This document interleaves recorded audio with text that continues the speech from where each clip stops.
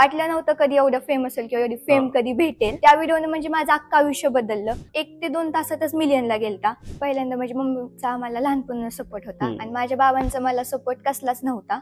आणि माझ्या लाईफ मध्ये हेटर्स लोक खूप आहेत आणि मी नाही, त्यांना प्रत्येक टायमिंगला मी इग्नोरच करते. माझ्या स्वतःची जीवावर मोठी झाली आणि स्वतःच्या जीवावरच मोठी होणार आहे. ऍटिट्यूड माझ्यात पण आहे, पण तो तुमच्या सारख्यांना दाखवायला तेवढी तुमची लायकी नाहीये.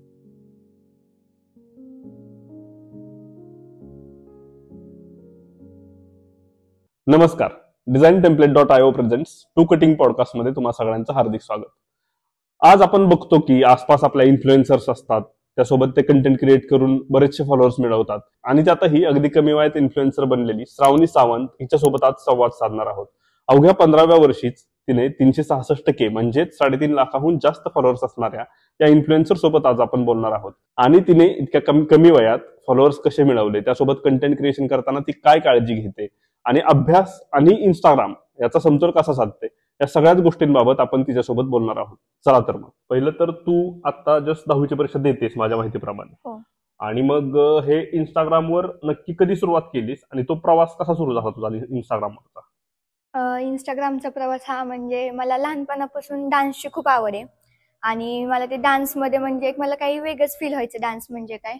मग त्या टायमिंगला मी लहान होती तेव्हा टिकटॉक होतं. मग टिकटॉक वरती माझ्या मम्मीचा मला खूप सपोर्ट होता प्रत्येक गोष्टीला आणि अजून पण सपोर्टच आहे.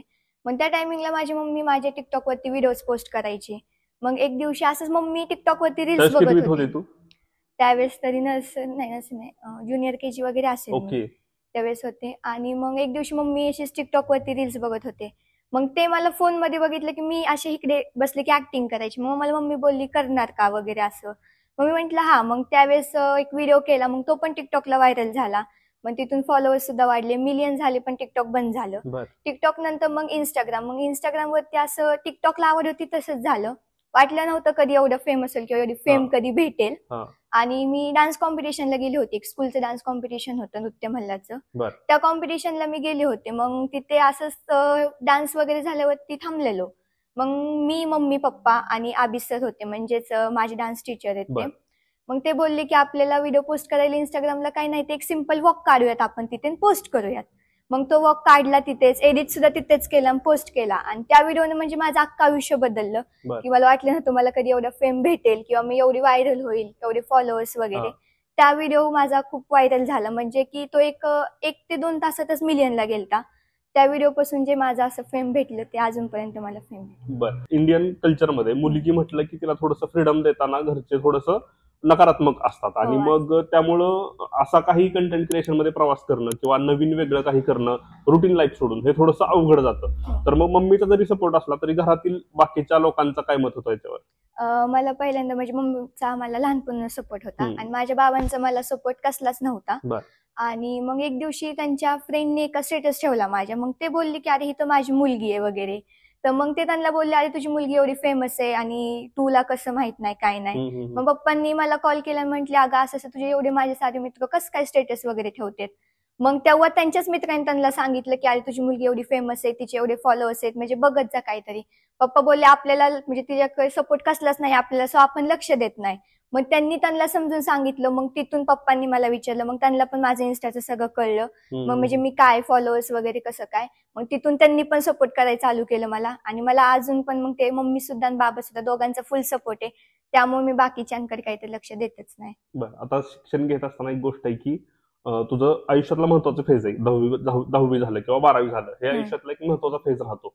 तर यामध्ये अभ्यास आणि इंस्टाग्रामचं कंटेंट क्रिएशन हे मॅनेज करताना थोडंसं, किंवा अजून तुला ओपनिंगसाठी म्हण किंवा कार्यक्रमांसाठी पण बोलवलं जात असेल, तर मग हे सगळं मॅनेज करताना कसं कसं करतेस काय? स्पेसिफिक मंडे टू सॅटर्डे हा सगळा स्कूलसाठी टाइम असतो आणि फक्त संडेला मी रील्स काढते. आणि रील्स फक्त मी आणि रेवा छोटी, आपल्या बारामतीचीच रील स्टार आहे ती पण, आम्ही दोघीच असतो. आम्ही दोघीच व्हिडिओ काढतो. आणि इंस्टाग्रामसाठी फक्त संडेला टाइम, बाकी ऑर्डर सगळे एज्युकेशनसाठी.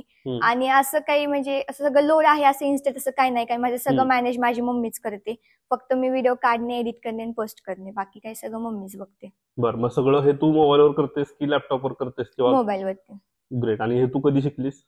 हे असंच हळूहळू, जसं इन्स्टाचं कळलं मग तसंच हळूहळू ह्याला विचार त्याला विचार, तिथूनच सगळं असं शिकले. बरं, आता हे सगळं तू सोशल मीडियावर फेमस झाली तर ह्या गोष्टींमध्ये तुला कधी कधी असं झालं असेल की त्यात सोशल मीडियामुळं काही वेळा प्रॉब्लेम्स क्रिएट झाले असतील किंवा एखादं कॉन्ट्रोवर्सी क्रिएट झाली असेल, तर असं कधी झालं का तुझ्या आयुष्यात आणि त्याचा काय त्रास झाला तुला? हो, तसं तर खूप झालं. माझ्या आयुष्यात जेवढं चांगल्या गोष्टी झाल्या ना, त्याच्यापेक्षा वाईट पण तेवढ्याच गोष्टी झाल्यात. काही काही टाइम माझ्याकडे फोन नव्हता, आयफोन नव्हता. मग अँड्रॉइडच्या फोनमध्ये आयडी सारखा हॅक व्हायचा वगैरे. मग एक XYZ एक व्यक्ती होती, नाव नाही घेणार. त्यांचा खूप विश्वास होता, म्हणजे आमचा पण त्यांच्यावर होता, घरच्यांचा पण माझ्या त्यांच्यावर खूप विश्वास होता. मग मी म्हणजे घरच्यांनी पण माझे एक विश्वास म्हणून त्यांच्याकडे आयडी दिला हँडलला, की बाबा करा तुम्ही हँडल, असं तसं आमच्या फोनमध्ये हॅक होतोय. ठीक आहे बोलले, चांगलं 2-3 महिने आयडी हँडल केला त्यांनी पण. पण परत त्यांनी पण चुकीचं केलं. एकेकाळी माझी आयडी हॅक झाली खूप, कोणी फॉलोअर्स रिमूव्ह केले, असं खूप त्रास झाला. आणि माझ्या लाईफमध्ये हेटर्स लोक खूप आहेत आणि मी नाही, त्यांना प्रत्येक टायमिंगला मी इग्नोरच करते की ही बाबा मोठी, ती मोठी, ह्याच्या जीवावर त्याच्या जीवावर मोठं. तसं माझं काही नाही, मी माझ्या स्वतःच्या जीवावर मोठी झाली आणि स्वतःच्या जीवावरच मोठी होणार आहे. त्यांचं मला काही म्हणजे बोलायचं. आता हे सगळं बोलता बोलता तू यात बोलून गेलीस की मी सगळं स्वतःच्या कर्तृत्वावर केलेल्या गोष्टी आहेत. तर मला तुला विचारायचं की तू ज्यावेळेस कंटेंट शोधतेस किंवा कंटेंट क्रिएट करायला जातेस त्यावेळेस काय गोष्टींचा विचार करतेस किंवा मग तुला कसं सुचतं की मला आता हा कंटेंट टाकायचा, हे कसं नक्की सुचतं? माझं कंटेंट म्हणजे एकच आहे, डायलॉग. म्हणजे चेंज पण नाही केला. सॉंग्स काय असतील ते ट्रेंडिंग ते. आणि डायलॉग म्हणजे मी कधी असा विचार करूनच प्रत्येक गोष्ट करते. मी जरी माझा कधी काय चुकत मग मम्मी सांगते की बाबा असं तसं. मग माझे प्रत्येक म्हणजे कंटेंट जे क्रिएट करतं ते मम्मीच करते, मला सांगते. मग तिथून काही थोडे पुढे आयडियाज तसं होतं. बरं. मग आता ह्या सगळ्या गोष्टी करत असताना कधी निगेटिव्ह कमेंट्स पण येत असतील किंवा कधी खूप चांगल्या कमेंट्स येत असतील, तर मग त्यावेळेस त्याला तू फेस कसं करतेस आणि त्याचा परिणाम होतो का तुझ्या आयुष्यावर? निगेटिव्ह गोष्टी तर म्हणजे होतातच आता, सोशल मीडिया आहेत म्हटल्यावरती. पण मी कधी पण कोणता कंटेंट करताना विचार करूनच करते की म्हणजे त्याचा पुढे प्रॉब्लेम पण नको किंवा मला पण काही नको. म्हणून ते आता काय असतात त्यांना वेगळं वाटतं किंवा काय, मग मी नाही त्यांच्याकडे जास्त काय, त्यांना माझ्या लाईफमध्ये व्हॅल्यू नाहीयेच तेवढी. म्हणून म्हणलं मी त्यांना डायरेक्ट तिथे इग्नोर करते.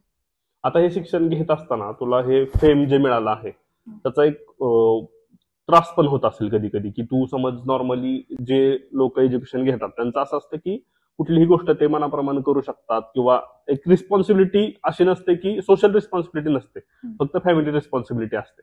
तर तुला ह्या गोष्टीचा कधी त्रास झाला का, की कधी असं वाटलं का की मी उगाच फेमस झाले किंवा मला उगाच एवढी लोक ओळखतात? म्हणजे काही गोष्टी करताना कसं होतं की तू समज आता तुला आईस्क्रीम खायचं धरून चाल आणि तू गेलीस आणि मग तिथं तुला अनएक्सपेक्टेडली कुणीतरी ओळखलं आणि तिथं परत गर्दी झाली, असं होत असेल तर ह्याचा त्रास होतो का? नाही, आता ते कसं त्यांची पण कधी कधी इच्छा असते बाबा आपण कोणत्या भेटून. खूपदा तसं माझ्या बाबतीत झालंय. मी कुठे थांबलीये, मी किती जरी मास्क वगैरे घातले तरी मला ओळखतात. मग येणार मला बोलणार दीदी तू आहे का. मग तिथं एक प्राऊड फील होतं बाबा आपण काहीतरी केलेलं आहे. किंवा जेव्हा मम्मी पप्पा असते त्यांना पण एक प्राऊड फील होतं आपली पोरगी ही आहे ती आहे. मग ते तसं होतच प्रत्येक गोष्टीला. आता अभ्यास करत असताना तुला अभ्यास करताना बऱ्याचशा अडचणी येत असतील, मग त्यामध्ये कधी डिस्ट्रॅक्शन होतं का ह्या गोष्टीचं, सोशल मीडियाचं म्हण किंवा ह्या ट्रेंड्सचं म्हण, याचं डिस्ट्रॅक्शन होतं अभ्यासामध्ये? तसं तर होतं कधी कधी. म्हणजे असं कधी कधी कोणत्या गोष्टीसाठी जर सुट्टी वगैरे पडली, थोडे काय मागं पुढे झालं की वाटतं आपल्या ह्याच्यामुळेच होते किंवा त्याच्यामुळेच होते, आपले रील्स हे होते. पण ते आता आवड म्हटल्यावरती ते परत काय वाटत नाही. मग त्याच्यावर कसं तू उपाय काढतेस आणि कसा अभ्यास करतेस परत? मग तिथून असंच बघायचं, आता युट्यूब किंवा कुठे काय बघायचं, म्हणजे व्हिडिओज जे काय एज्युकेशनचं असतील ते, कोणते एखादं राहिलं मागं पुढे ते, मग तिथून परत पुढे कंटिन्यू करायचं. ओके. आता तू 10वी पूर्ण करतेस तर मग इथून पुढे तुझं करिअरचं टार्गेट काय किंवा तुझं एक एम काय, तुला कशामध्ये करिअर करायचंय की मग की तू कंटेंट क्रिएशन मध्येच कंटिन्यू करणार आहेस, काय तुझ्या डोक्यात काय प्लॅन आहे? मी आता 10 झाल्यानंतर मी 11-12 झाली की मी फॅशन डिझायनिंगसाठी ऍडमिशन घेणार आहे. फॅशन डिझायनिंग म्हणजे तिथे डिप्लोमा मधून मी सगळंच करणार आहे. म्हणजे जर माझ्या इंस्टाग्राम क्रिएशनसाठी पण मला ही होईल. म्हणजे फॅशन शो वगैरे त्यातलं काय असेल ते सगळं आर्टिफिशियल करणार आहे. आणि ते बघत बघत एज्युकेशन बघत बघत मी हे कंटेंट क्रिएशन पण चालू ठेवणार आहे. ओके. मग ऍक्टिंग मध्ये काय तुझं आहे का, किंवा मला बाबा ऍक्टिंग करायची आहे किंवा मला सिरियल्स म्हण किंवा मूवीज म्हण, यामध्ये तुला अट्रॅक्शन आहे का यामध्ये? हो आहे. आणि मी करणारच आहे. फक्त आता 10th मुळे मला काही करता येत नाही आणि त्यात एज्युकेशन मेन इयर आहे, त्यामुळे ह्याच्यावरती लक्ष द्यायचंय. आणि हे झाल्यावरती मग सगळंच करणार. बरं. आता तू बोलता बोलता बोललीस की तू म्हसवड सारख्या ग्रामीण भागातून आलीस. मग त्यावेळेस असं सिच्युएशन, आता ज्यावेळेस तू तुझ्या गावी जाते किंवा ज्यावेळेस तू तुझ्या मामाच्या गावी जातेस त्यावेळेस त्यांना असं बिलीव्ह होतं का की ही मुलगी लहान असताना काहीच नव्हती आणि आज एवढं मोठं फेम कमावून आली आहे?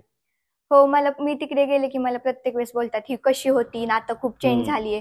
कधी आता तिकडे जास्त जाण्याचा संबंधच येत नाही. कधी असं सुट्ट्या असेल, कोण आलं फॅमिली तर जातो किंवा फंक्शन्सला. मग ते असतात कोण आता मामाचे फ्रेंड्स असतात किंवा पप्पांचे कोण तिकडे असलं की जास्त मग ते म्हणतात अरे ही पोरगी तुझी केवढीशी होती, आता केवढी झालीये काय. आता हे सोशल मीडिया थ्रू तू अर्निंग वगैरे पण करत असशील, तर ह्या सगळ्या गोष्टी एवढ्या कमी वेळात हातात पडल्यानंतर तू ह्याची काय काळजी घेतेस किंवा मग तुझ्या घरचे ह्या गोष्टीची काळजी कशी घेतात?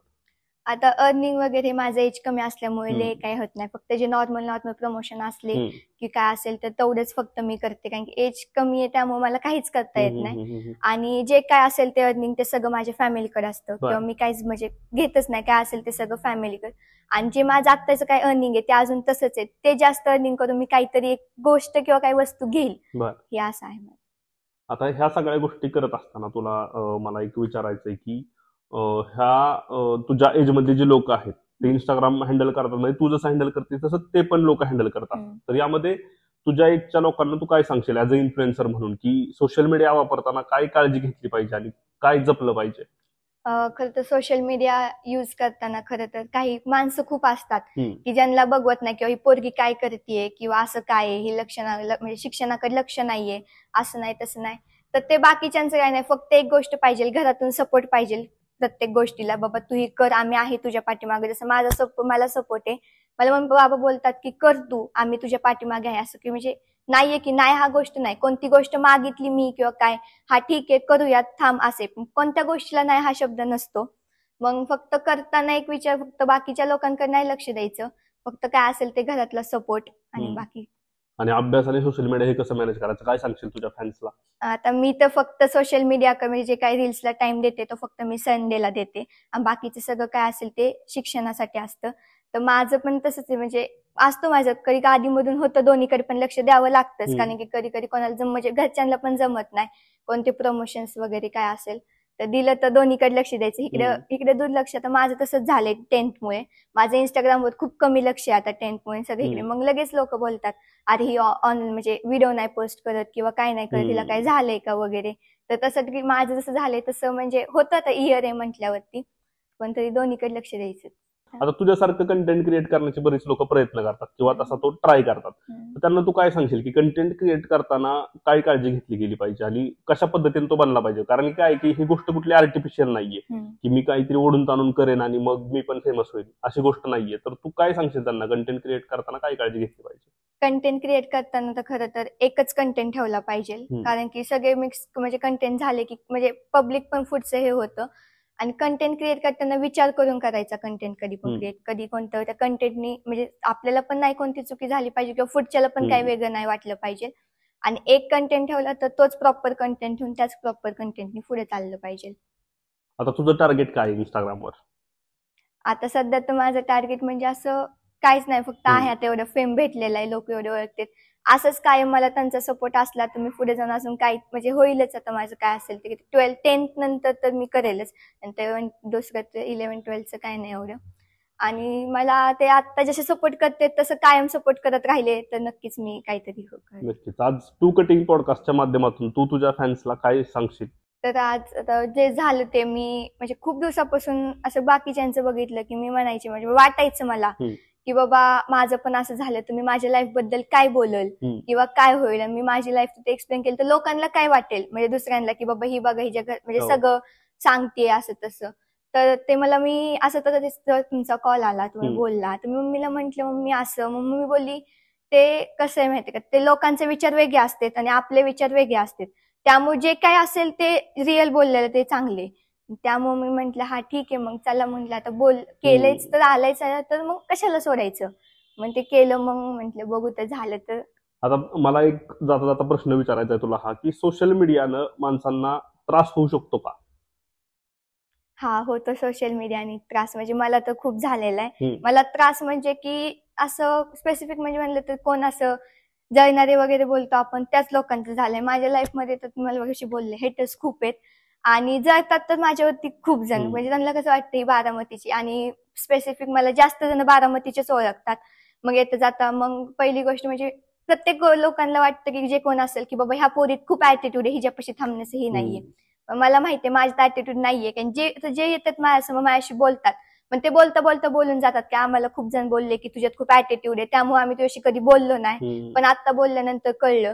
मग मला तर स्पेसिफिक खूप त्रास झालेला आहे सोशल मीडियाचा, आणि माझ्या मम्मीला सुद्धा खूप त्रास झालाय. ज्यावेळेस माझा आयडी हॅक झाला होता त्यावेळेस खरं तर खूप त्रास झाला होता, कारण त्यावेळेस म्हणजे ते एक वेगळी सिच्युएशन होती काय होती ती, त्यामुळे काय. आता सोशल मीडियामध्ये तुम्ही इन्फ्लुएन्सर लोक बरेचसे कनेक्टेड असतात एकमेकांसोबत, तर मग यामध्ये एकमेकांबद्दलची ईर्ष्या जास्त असते की एकमेकांना मदत जास्त करतात लोक? आता म्हणजे आमचं जे कोणी इन्फ्लुएन्सर आहेत तर आम्ही मदत करतो, आणि मला म्हणजे सपोर्ट म्हणजे आपल्या इन्फ्लुएन्सर मध्ये गेला तर प्रतीक दादाचा आहे, प्रतीक शिंदे. तो पण खूप फेमस आहे, येऊन गेलेला आहे तो पण. त्याचा सपोर्ट आहे. कोणती गोष्ट कधी माझी इंस्टाग्राम वरती चुकीची अपलोड झाली तर मला लगेच फोन असतो त्याचा की श्रावणी तू हे चुकीचं केले किंवा ते केले, आणि कोणत्या पण गोष्टीमध्ये म्हणजे काही असलं तर त्याला मी फोन केला किंवा दादा असं आहे करू का नको, तो प्रत्येक गोष्ट सांगतो कर की ठीक आहे. मग मी आता इकडे पण येताना तुमच्या इथे येताना मी त्याला फोन केलता काल, म्हटलं दादा असं असं आहे कर. तो म्हणला जा बिंदास बोल, काय नसतं, काय एवढे नाहीये.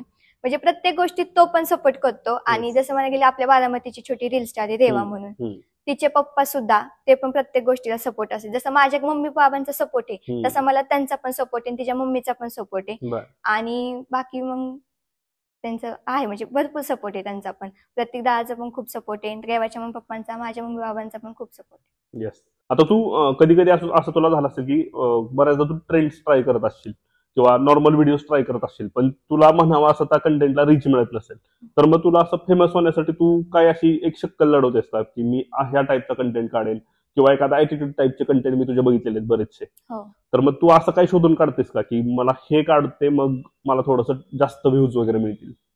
हा, कधी कधी होतं कोणता म्हणजे कंटेंट केला की त्याचे व्ह्यूज जात नाहीत किंवा काय होत नाही, आपल्याला वाटतं बाबा आता आपण हा पोस्ट केल्यावरती भारी झालाय जातील व्ह्यूज, मग कधी कधी होत नाही. मग ठीक आहे, ते एका दुसरं ते होतं.